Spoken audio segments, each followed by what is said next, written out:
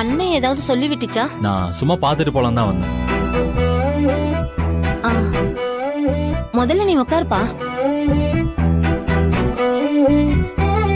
உட்காரு கரிகாலா. ஆ, ஆ.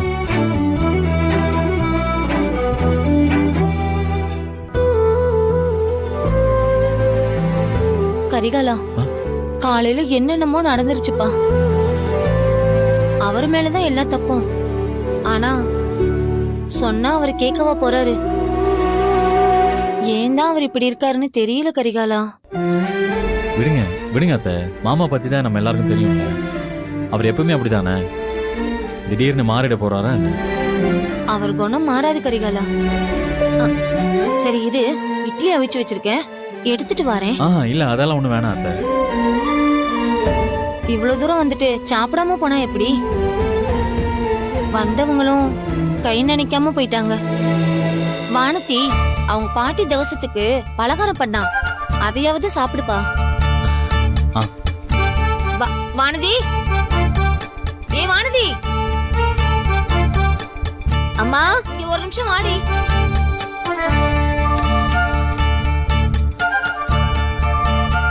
இந்த வந்துருவா.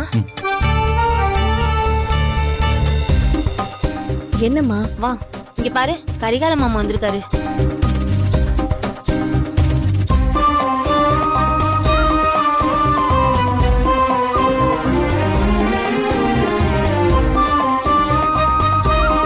வானதி, இன்னைக்கு நீ ஏதோ வித்தியாசமான பலகாரம் செஞ்சல, அதை எடுத்துட்டு வந்து கரிகாலனுக்கு கொடு.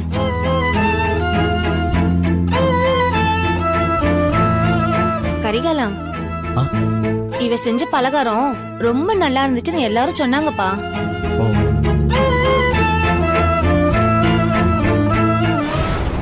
அருள் மாமாக்காக ஆசையா பண்ண கரிகால மாமாக்கு கொண்டு வந்து கொடுக்க சொல்லுது. அம்மா ஏன் தான் இப்படி பண்ணதோ?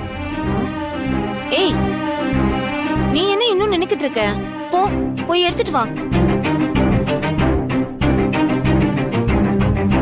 ஏய், இதை எதுக்கு கையில எடுத்துட்டு போற?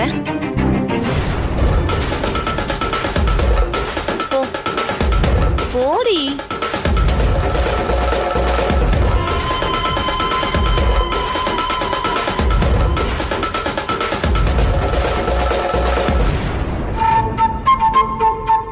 படிக்கிறப்ப புஸ்தகத்தை கையிலே தொட மாட்டா. இப்ப என்னவோ தெரியல, புஸ்தகம் கையுமாவே அலையிறா.